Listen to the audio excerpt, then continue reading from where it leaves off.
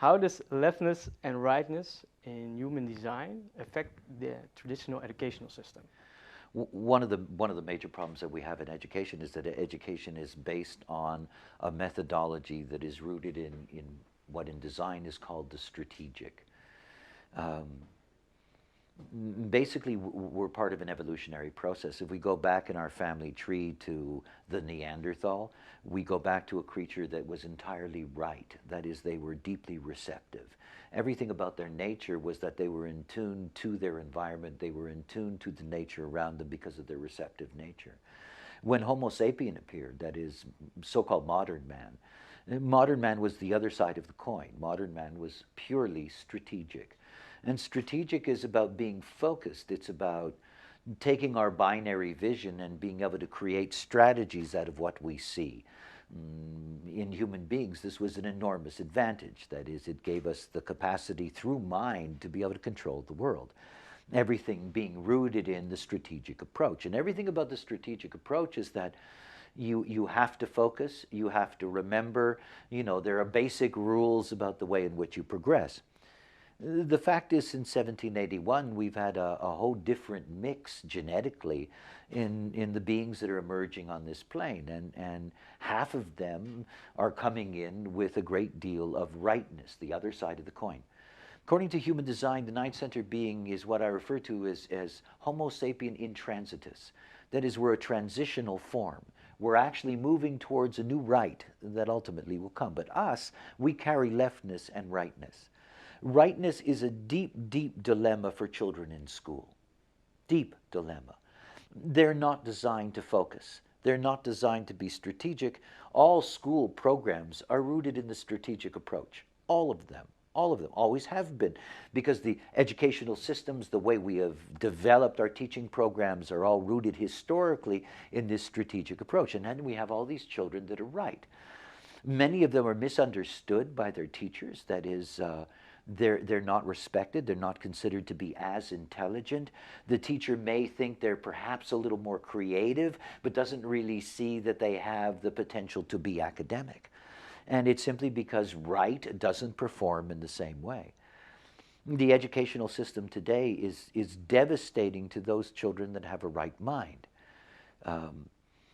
It is something that can be easily dealt with, but it means that there has to be an approach in which these children and their parents are educated. A right-minded child can be brilliant in school, as a matter of fact, truly brilliant, but the rules for them are different. And it's a dilemma in the classroom. The right-minded child has to be present and pay attention.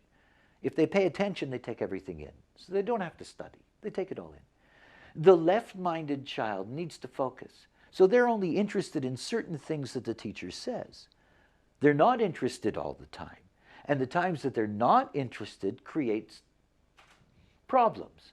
That is, they're bored, they need something to do, they start fooling around, they distract the right-minded students who can no longer be present, and they lose out on their process of taking everything in.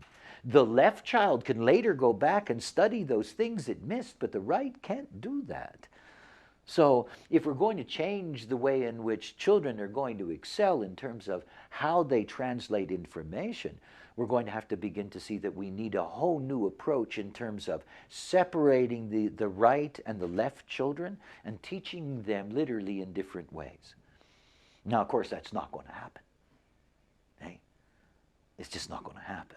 So what we end up with is how well a job we can do in letting parents know and the teachers that are open to us to begin to have this process of slowly, and particularly at the home level, so that the child doesn't suffer from the reflection of the teaching system on the parents looking at the child.